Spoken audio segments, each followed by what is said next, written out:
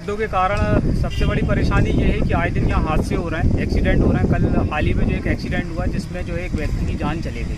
अच्छा, तो ये आए दिन बड़ी समस्या बनते चले जा रही है। ये जो गड्ढे दिख रहे हैं इनके वजह से बहुत सारी जो है परेशानियाँ फेस करना पड़ रहा है। क्या चाहते हैं आप? चाहते ये हैं कि कम से कम इस रोड का सुधार हो जाए, अच्छा, जिससे हादसे रुक जाएंगी, घटनाएँ रुक जाएंगी, ग्रामवासियों को परेशानी उठाना नहीं पड़ेगा। चलिए ठीक है।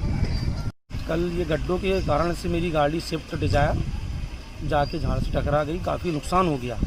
और गड्ढों में पानी भरा रहता है, समझ आती नहीं है रोड, तो गाड़ी सीधे आई गड्ढे में, टायर घुसा, समझ नहीं आया, गाड़ी एक तरफ आग घुस गई, पूरी गाड़ी डैमेज हो गई। तो इस पर इतना ज़्यादा ट्रैफिक हो गया कि शासन का ध्यान भी नहीं है। शासन प्रशासन कम से कम ध्यान दे कि ये रोडों की मरम्मत हो। तो डेली एक्सीडेंट हो रहे हैं, डेली, एक भी दिन ऐसा खाली नहीं है सर जो एक्सीडेंट ना हो रहे हों और लोग अस्पताल ना जा रहे हों।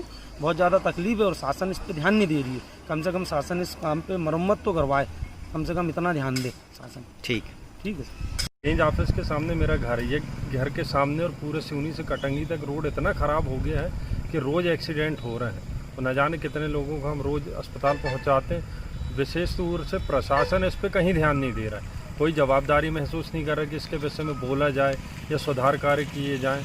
और हमको ऐसा लगता है कि ऐसा किसी उग्र आंदोलन के बाद ही ये सब चीज़ों पे लोग ध्यान देंगे और रोड सुधारने की तरफ प्रयास करेंगे। आप गड्ढे देखिए पूरे इधर उधर जहाँ तहाँ आए दिन लोग गिर रहे हैं और मेरा प्रशासन से अनुरोध है कि जल्द से जल्द इस पर कोई कार्रवाई करते हुए सुधार कार्य किए जाएँ, अन्यथा हमें उग्र आंदोलन के लिए तैयार होना पड़ेगा।